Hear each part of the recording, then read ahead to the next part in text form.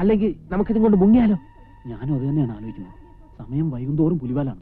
അവർ ഇക്ലിയൂട്ടും പെണ്ണിന്റെ പ്രിന്റ് അന്വേഷിച്ചു തുടങ്ങും. ഈ ഫിലിം പെട്ടിയും കൊണ്ട് ഇവിടുന്ന് എങ്ങനെ മുങ്ങും? അതാണിപ്പോ. നീ ഇവിടെ ഇരിക്കും, ഞാൻ ഇപ്പൊ വരാം. നീ എവിടെ പോകും? എന്നെ തനിച്ചാക്കിയിട്ട് ഞാൻ കൂടെ വരാം. ഞാനൊരു ചാക്കോ സഞ്ചോ എന്തെങ്കിലും കിട്ടുമെന്ന് നോക്കട്ടെ. നേരെ ഇരുട്ടി കഴിഞ്ഞ് നമുക്ക് ഇത് മുഴുവൻ അതിൻ്റെ അകത്താക്കിയിട്ട് എങ്ങനെയെങ്കിലും പുറത്ത് കിടത്താം. എന്നാ ഒരു ലെതർ ബാഗ് സംഘടിപ്പിക്കുക. ഇത്രയും നോട്ടില്ലേ?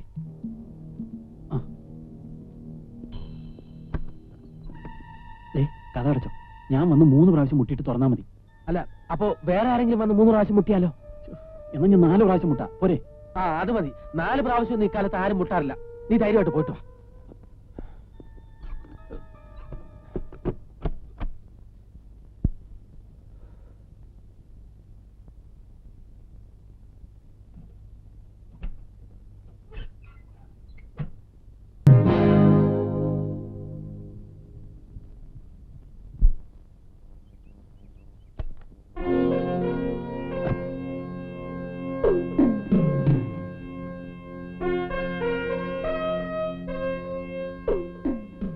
ആരാ? ഗോപിയോ? അതെ, കുന്നത്ത് തറവാട്ടിലെ ഗോപിനാഥ മേനോൻ. ഞങ്ങൾക്ക് അവകാശപ്പെട്ട ഈ വീടിനും വസ്തുവിനും വേണ്ടി അമ്മാവനോട് കേസ് പറയുന്ന കുന്നത്ത് അച്യുത മേനോന്റെ മകൻ ഗോപി. ഇനിയും മനസ്സിലായില്ലെന്നുണ്ടോ? എന്താ നിന്റെ ഉദ്ദേശം? എന്തിനാ നീ ഇങ്ങോട്ട് വന്നത്? അത് കൊള്ളാം, പുവർ മാൻ.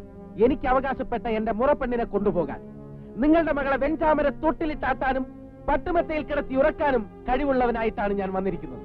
വാടകയ്ക്കെടുത്ത വലിയൊരു കാറും നിന്റെ ഈ വേഷവും കണ്ട് നീ വലിയ പണക്കാരനായി ഞാൻ വിശ്വസിക്കണം. ഇറങ്ങി പോടാ. പോകാനാണ് ഞാൻ വന്നിരിക്കുന്നത്. പക്ഷെ ഞാൻ തനിച്ചായിരിക്കില്ല പോകുന്നത്. പോകുമ്പോൾ എന്നോടൊപ്പം ഒരാൾ കൂടി ഉണ്ടാകും. എന്റെ സരിത. സരിതേ, നീ വരുന്നുണ്ടോ? നിന്റെ ഗോപിയറ്റാണ് വിളിക്കുന്നത്. ഒരു കാലി എയർ ബാഗ് കൂടെ എടുത്തോളൂ. ഞാനാണ് വിളിക്കുന്നത്. You get out. അമ്മാവാ, ഞാൻ മറ്റൊരു രജനീകാന്ത് ആകും. എന്നാ ഞാൻ